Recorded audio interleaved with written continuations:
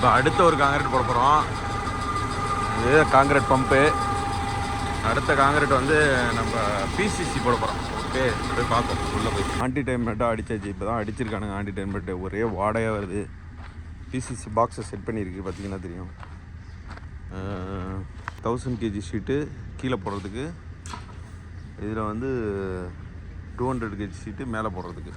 Okay, so 1000 kg ஷீட்டை வந்து கீழே போடுறோம். பார்த்தா தெரியும், கீழே போட்டிருக்கோம். மேலே வந்து காங்கிரீட் போட்ட பிறகு நம்ம 200 kg வந்து மேலே போடுறோம். பிசிசி குட்டிங்கோட பிசிசி. இதில் வந்து பார்த்திங்க அப்படின்னா பிளாஸ்டிக், இது வந்து 1000 kg பிளாஸ்டிக் பண்ணிகிட்ருக்கு. ஓகே, ஸோ இங்கெல்லாம் போட்டு ஃபுல்லாக இது எல்லாத்தையும் போடணும். அதுக்கப்புறம் வந்து நம்ம காங்கிரீட் போட்டு பிடிச்சதும் மேலே வந்து 200 kg. எதுக்கு அதை போடுறோம் அப்படின்னா, கிராக் வராமல் இருக்கிறதுக்காக தான் அந்த பீஸ் மேலே போடுறது. இங்கே ஒரே ஹீட்டாக இருக்கும். ஸோ அந்த இதை வந்து அப்சர்வ் பண்ணி அது வந்து அந்த ஏரை வெளியில் விடாமல் அப்படியே இது பண்ணி டைட் பண்ணும் போது அதில் வந்து நம்மளுக்கு கிராக் வந்து வராது. அப்படியே ஓப்பனாக விட்டிங்க அப்படின்னா இங்கே இருக்கிற ஹீட்டுக்கு வந்து நம்மளுக்கு வந்து கிராக் வர ஆரம்பிச்சிடும்.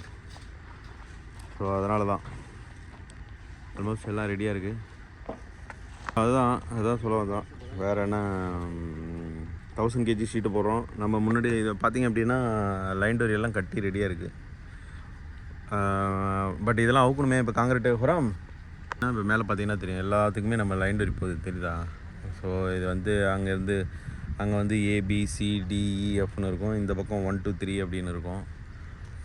இங்கே மார்க் பண்ணுறா தெரிஞ்சிருக்கும்.